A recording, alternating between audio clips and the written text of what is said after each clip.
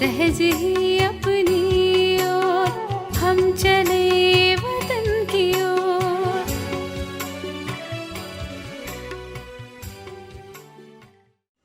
ஓம் சாந்தி 9/12/1970 அவ்யக்த பாப்தாதா மதுபன். வாணியின் தலைப்பு முயற்சியின் முக்கிய ஆதாரம் கேட்சிங் பவர். இன்று ஒவ்வொருவரின் 2 விஷயங்களை பார்த்து கொண்டிருக்கிறோம். ஒவ்வொருவரும் எவ்வளவு ஞானம் நிறைந்தவராகவும் மேலும் எவ்வளவு சக்தி நிறைந்தவராகவும் ஆகியிருக்கிறார்கள். அதிலேயும் கூட முக்கியமாக ஒவ்வொருவரின் கேட்சிங் பவர் எவ்வளவு சக்திசாலியாக இருக்கிறது என்று பார்த்து கொண்டிருந்தோம். முயற்சியின் முக்கிய ஆதாரம் கேட்சிங் பவர் மேல் இருக்கிறது. எப்படி இன்றைய நாட்களில் விஞ்ஞானிகள் சப்தத்தை கேட்ச் பண்ணுவதற்கும் முயற்சி செய்கிறார்கள், ஆனால் அமைதியின் சக்தி மூலமாக நீங்கள் என்ன கேட்ச் செய்கிறீர்கள்? எப்படி அவர்கள் மிக பழமையான சப்தத்தை கேட்ச் செய்கிறார்கள்? அப்படி நீங்கள் என்ன கேட்ச் செய்கிறீர்கள்? தன்னுடைய 5000 வருடங்களுக்கு முந்தைய தெய்வீக சம்ஸ்காரத்தை கேட்ச் செய்ய முடியுமா? அந்த அளவு கேட்சிங் பவர் வந்திருக்கிறதா? அவர்களோ மற்றவர்களின் சப்தத்தை கேட்ச் செய்ய முடியும். நீங்கள் உங்களுடைய மூல சம்ஸ்காரங்களை கேட்சிங் மட்டும் செய்வதில்லை, ஆனால் உங்களுடைய நடைமுறை சுரூபமாக ஆகியிருக்கிறீர்கள். நான் இதுவாகத்தான் இருந்தேன், மேலும் மீண்டும் அப்படி ஆகிக் கொண்டிருக்கிறேன் என்பதை எப்பொழுதும் நினைவில் வையுங்கள். எவ்வளவிற்கு எவ்வளவு அந்த சம்ஸ்காரங்களை கேட்ச் செய்ய முடியுமோ அவ்வளவு சொரூபமாக ஆக முடியும். தன்னுடைய நினைவை சக்திசாலியாக ஆக்குங்கள், அதாவது உயர்ந்ததாகவும் தெளிவானதாகவும் ஆக்குங்கள். எப்படி தன்னுடைய நிகழ்கால சொரூபம் நிகழ்கால சம்ஸ்காரங்கள் தெளிவாக அனுபவம் ஆகிறது, அதேபோல் தன்னுடைய ஆதி சொரூபங்கள் மற்றும் சம்ஸ்காரங்களும் கூட இவ்வளவு தெளிவாக அனுபவம் ஆகட்டும். புரிந்ததா? அந்த அளவு கேட்சிங் பவர் வேண்டும். எப்படி இந்த நேரத்தில் தன்னுடைய நடத்தை மற்றும் காரியம் தெளிவாகவும் சுலபமாகவும் நினைவில் இருக்கிறது, அதேபோல் தன்னுடைய மூல நடத்தை சுலபமாகவும் தெளிவாகவும் நினைவில் இருக்கட்டும். நான் தான் இதுவாக இருந்தேன் என்று எப்பொழுதும் திடமான எண்ணம் இருக்கட்டும். 5000 வருடங்களுக்கு முந்தைய விஷயம் நேற்று நடந்த விஷயம் மாதிரி மிகவும் தெளிவாக அனுபவமாகட்டும். இதைத்தான் கேட்சிங் பவர் என்று கூறுவது. தன்னுடைய நினைவை இவ்வளவு உயர்ந்ததாகவும் தெளிவாகவும் ஆக்கிவிட்டு செல்லுங்கள். பட்டியில் வந்திருக்கிறீர்கள் இல்லையா?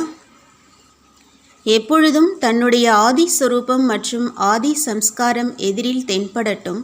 தன்னுடைய நினைவை சக்திசாலியாக ஆக்குவதினால் உள் உணர்வு மற்றும் பார்வை தானாகவே சக்திசாலி ஆகிவிடும். பின்பு இந்த குமாரர்களின் குரூப் என்னவாகிவிடும்? அணுகுமார், அதாவது அனோகா, முற்றிலும் தனிப்பட்டது. ஒவ்வொருவரின் 2 கண்கள் மூலமாக 2 சுரூபத்தின் சாட்சாத்காரம் ஏற்படும். எந்த 2 சுரூபம்? நிராகாரி மற்றும் திவ்ய குணமுடையவர் என்று ஏற்கனவே கூறியிருந்தோம் அல்லவா? ஃபரிஷ்தா ரூபம் மற்றும் தேவி ரூபம். ஒவ்வொருவரும் அந்த மாதிரி அனுபவம் செய்தீர்கள் மற்றும் ஒவ்வொருவர் மூலமாகவும் நடமாடிக்கொண்டிருக்கும் லைட் ஹவுஸ் மற்றும் மைட் ஹவுஸாக அனுபவமாகும். அந்த மாதிரி தன்னுடைய சுரூபத்தின் சாட்சாத்காரம் ஏற்படுகிறதா? எப்பொழுது 5000 வருடங்களின் விஷயங்களை கேட்ச் பண்ண முடியும், அனுபவம் செய்ய முடியும் என்றால் இந்த கடைசி சுரூபத்தின் அனுபவம் ஆகவில்லையா? இப்பொழுது என்னென்ன குறை இருந்துவிட்டனவோ அவைகளை நிரப்பி அனுபவி மூர்த்தி ஆகி செல்லுங்கள். ஒரு பொழுதும் ஏதாவது குறை இருந்து விடாதவாறு பார்த்து கொள்ளுங்கள். பட்டியில் அந்த மாதிரி மாற்றம் செய்து செல்லுங்கள்.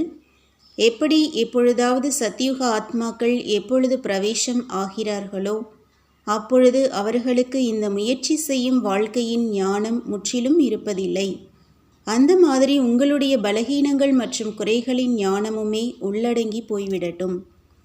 இதற்காக விசேஷமாக இந்த குழுவிற்கு 2 விஷயங்கள் நினைவு வைக்க வேண்டியதாக இருக்கிறது.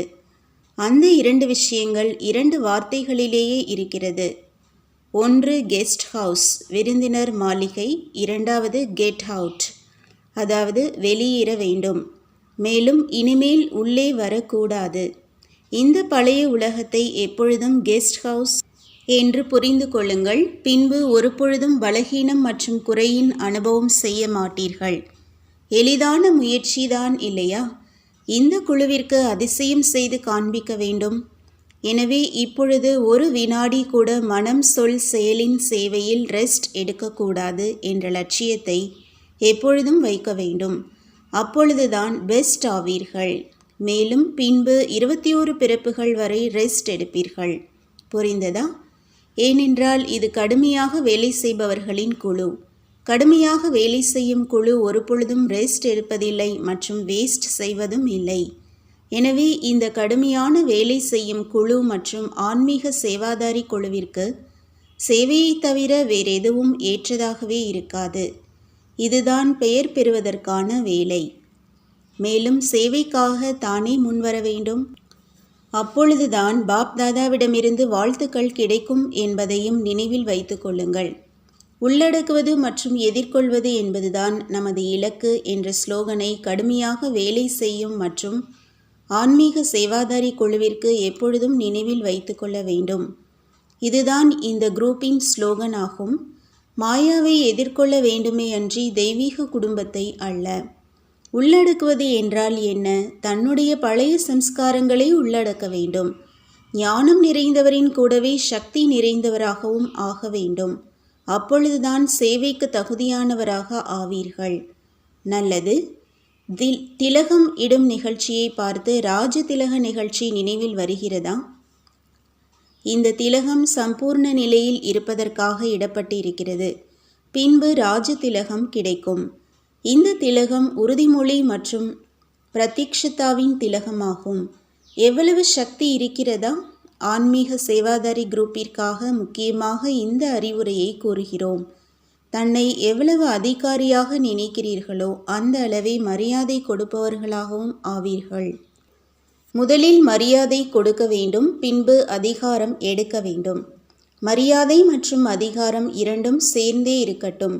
ஒருவேளை மரியாதையை விட்டுவிட்டு அதிகாரம் மட்டும் எடுத்தீர்கள் என்றால் என்னவாகிவிடும்?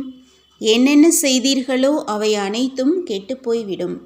எனவே 2 விஷயங்களையும் சேர்த்தே வைத்து கொள்ளுங்கள். நல்லது. வரதானம். நேரத்திற்கு தகுந்தபடி ஒவ்வொரு சக்தியின் அனுபவத்தை நடைமுறை சொரூபத்தில் செய்யக்கூடிய மாஸ்டர் சர்வசக்திவான் ஆகுங்கள். மாஸ்டரின் அர்த்தமே எந்த சக்தியை எந்த நேரம் அழைக்கிறீர்களோ அதே நேரம் அந்த சக்தி நடைமுறை சொரூபத்தில் அனுபவம் ஆக வேண்டும். ஆணையிட்டீர்கள் மற்றும் வந்து சேர்ந்தது என்று அப்படி இருக்க வேண்டும். நீங்கள் சகித்து கொள்ளும் சக்திக்கு ஆணையிடுகிறீர்கள் மற்றும் எதிர்நோக்கும் சக்தி வந்தது என்று அப்படி இருக்க வேண்டாம். அவரை மாஸ்டர் என்று கூற முடியாது.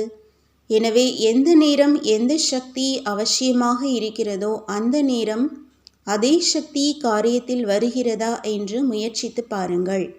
ஒரு வினாடிக்கான வித்தியாசம் ஏற்பட்டால் கூட வெற்றிக்கு பதிலாக தோல்வி ஏற்பட்டுவிடும். ஸ்லோகன். புத்தியில் எவ்வளவு ஈஸ்வரிய போதை இருக்கிறதோ அந்த அளவு காரியத்தில் பணிவு இருக்கட்டும். நல்லது. ஓம் சாந்தி. तुम बच्चों को तो सर्विस करनी है, जो बाबा कहते हैं सबको ये बताओ कि देखो तुम्हारा एम एंड ऑब्जेक्ट ये है, एक गीता है बगैर, ये राजयोग है ना बच्चे। कैसे है राजयोग? बिल्कुल सहज है कि बाप को याद करो तो ये वैसा मिलेगा तुमको। ओम शांति।